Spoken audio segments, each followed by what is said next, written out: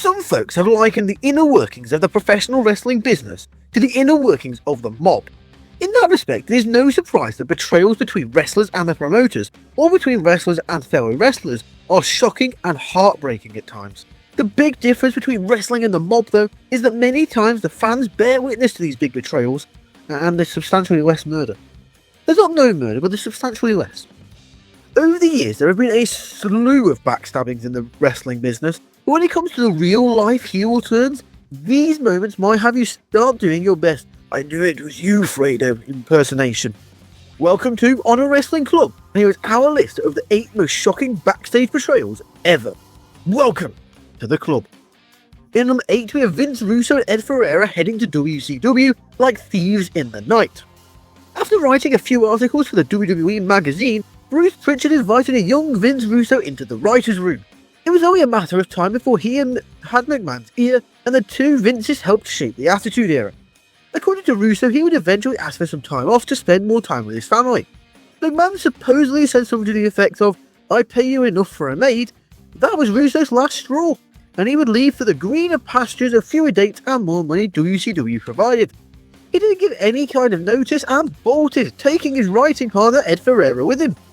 He has seemingly been blackballed from WWE ever since, minus a few documentary appearances here and there, and if we just check our notes, yeah, that betrayal worked out really well for them. In number 7, we have Bash at the Beach 2000, where both Bischoff and Hogan got duped. Had egos been in check here, this might have been quite an interesting angle. Everything was to have played out as it did at 2000 Bash at the Beach, and Hogan would have returned at Halloween Havoc with his title for a unification match. However, Vinny Roo decided to cut a scathing shoot promo later on that was supposedly not in the card at all. Hogan felt betrayed and tried to sue WCW and Vince Russo. The courts did not rule in the Hulkster's favour. So yeah, that defection by Russo worked out really well, didn't it? Moving on from Vince Russo, though, we have in at number 6, the Spider pinning Wendy Richter, or the OG Screwjob in WWE. Similar to the better known Screwjob that took place years later, we may come back to that in a little bit, McMahon found himself in a bit of a pickle when his then women's champion Wendy Richter wasn't re-signing a contract. Rather than acquiesce to her demands of being paid more for being in the cartoons and stuff, he re-signed the Fabulous Moolah and put her under a hook as the Spider. At MSG, Wendy defended and quickly lost to the Spider thanks to a fast count from the referee. You can see the visible shock and anger on Wendy's face because of this betrayal. In number 5, with the Dudley Boys owning their name, and Happy Heyman told yet another tall tale. Aside from the Road Warriors and the Steiners, most well-known and successful tag team of all time are Bubba Ray and Devon, those damn Dudley Boys.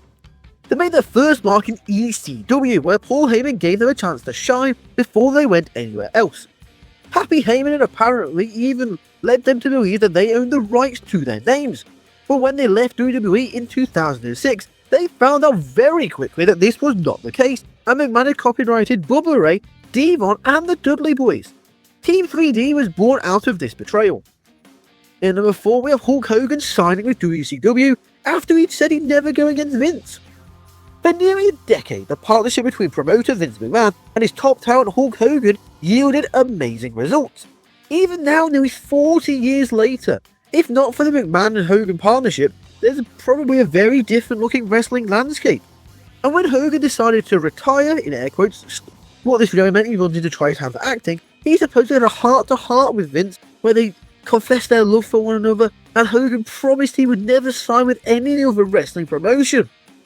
As we have come to learn, Hulk Hogan's word is as good as that of a colander, and he quickly signed with WCW less than a year later. In number 3, we have Cody being told he won't be headlining WrestleMania, as he was told he wasn't the guy. For practically his entire WWE run, fans have been clamouring for a big matchup between the cousins, Roman Reigns and The Rock. 2024 was the year when all the stars seemed to align perfectly for it.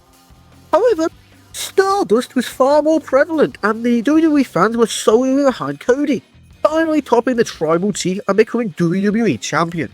That didn't stop the WWE brass from trying to go with what they thought would have been the bigger match. Shortly before the Royal Rumble in 2024, Cody was told the new plan. Despite being absolutely devastated, he was willing to do his job. Thankfully, the fans jumped on this idea and jumped on it hard, as they were solely behind Cody finishing the story, and that led to the pretty damn amazing WrestleMania 40 main event between Roman and Cody. Sometimes the fans know what they want.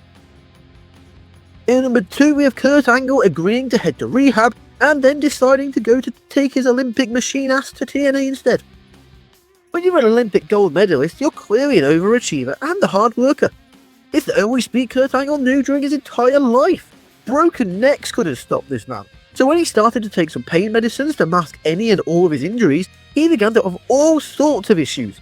When WWE agreed to let him out of his contract to battle his demons and get clean, the wrestling machine instead bolted for TNA instead of rehab, where he would spend the bulk of his career and become Kurt Angle.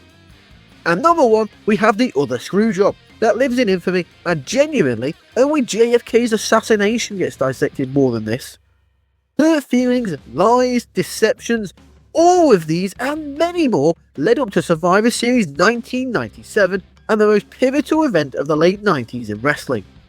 Bret Hart was promised $1 million over 20 years. McMahon couldn't make this due on his promise and actually helped Bret walk through into his WCW deal.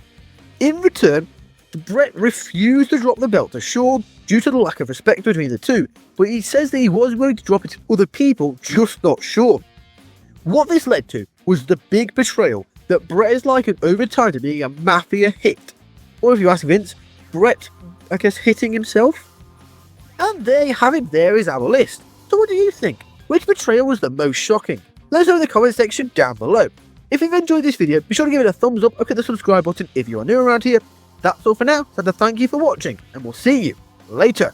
Welcome to the club.